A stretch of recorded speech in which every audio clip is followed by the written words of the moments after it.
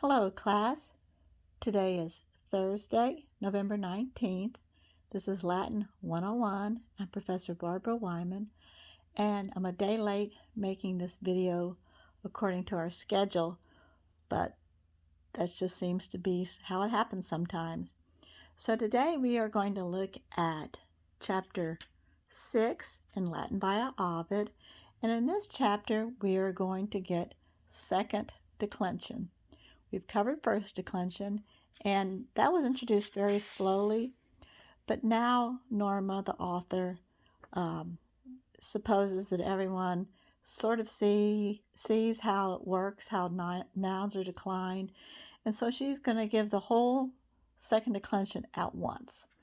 And so before we look at that, let's look at the word list. First declension, which we've already covered, are the nouns which end in A. Oh, I'm sorry, we're on page 46 in Latin by Ovid, chapter 6. So the nouns that end in A, and the genitive singular ending is given, are first declension, and they're usually feminine. So we have a list of several first declension: Causa, Diana, and then we are going to see our first something a little bit different, donum, and then an I. And then let's go further down, and we're going to see a US. Well, this should only be one I. It's a little confusing, but don't worry about that right now. Here's a good one, oculus with an I. So if it ends in US and an I, that's going to be second declension. Second declension has a masculine and a neuter. So you tell that it's second declension by this second listing, this I. So the second listing, which is the genitive singular, means second declension. So we have second declension here, here, here, here. All the ones that have the I are second declension. Within the second declension, we have nouns that are neuter and nouns that are masculine. And the neuter second declension nouns, the first listing will be an UM, and that the donum, that's the giveaway that this is second declension neuter, and then second declension masculine will have a US in this first word. First declension only had feminine gender, but second declension has masculine and neuter. Regarding gender, only the nouns that they're called gender by nature. Doesn't make any sort of logical sense that they're masculine, feminine, or neuter. For example, filius, that's gender by nature, that's masculine because that means son, like S-O-N, son.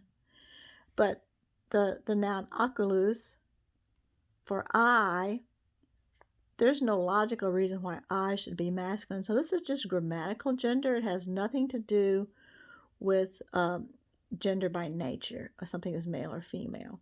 So obviously Phoebus is Phoebus Apollo. He's a god, so that's gender by nature. Let's see what else. So that's the same with first declension as well, but now that we have feminine, masculine, and neuter, it's good to just be refreshed, the idea of gender. All the other Romances languages also have gender. We don't have it too much in English anymore, but at one time we had waiters and waitresses, which were different endings for different gender by nature nouns.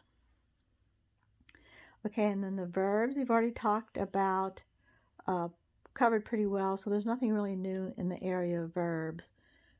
First conjugation, second conjugation, first, first, first. So we're not learning any new tense because we're getting second declension. Here are adjectives beatus aum. And we're going to find out, just as our adjectives in first declension had to match the nouns they modify, they had to, if you had a happy beatus, a happy, what could we have? A happy Diana, be beata Diana. The adjectives just match the nouns that they modify. So adjectives, so with the masculine it'll be beatus, and with neuter it'll be beatum. But that's covered more in chapter 8. So for chapter 7, we just have a few more vocabulary words, and these are the adjectives. We have the adjectives that are used as the possessive, Su'us his own, her own, or its own, and these are adjectives. And here are the other words: cur, eke, ibi, and solum. So Norma has the chart for second declension, but I find this chart to be a little bit confusing. So as usual, I've made my own chart. So let's look at this. So here are the second declension endings. Okay, the second declension endings, which you'll just have to memorize: USI, I, ORUM, OIS, UMOS, OIS. These are the second declension endings. Of course, our cases are going to be the same: nominative, genitive, dative, accusative, ablative. That doesn't change. This is just another pattern. You've learned the pattern of first declension. This is the pattern for second declension: nouns that end in US. So as an example, here is amicus. That's the noun as friend, and since it's this will be gender by nature, since it's a friend who is a male, we got amica, that'd be a friend who's female, and this I is genitive singular. So I've written down amicus from here, and then the amici using this ending, and then this is the stem, that which comes before the US and the I. So I've just written down this stem. Oops, there's a mistake. Sorry. Just like in real life. Amic, amic, amic. Amic, amic, amic, amic. That's the stem. So it's just like we did for first declension. Except I didn't write my amic up there, but it's up there. You get the stem, and then you take those endings and you decline it. So it's just like first declension with new endings: amicus, amici, amici, amicorum, amico, amicis, amicum, amicos, amico, amicis. So it's really not hard. All it means is now that when you're doing your translations, you're going to have to figure out the different cases for second declension nouns. It's just a little bit extra to look for.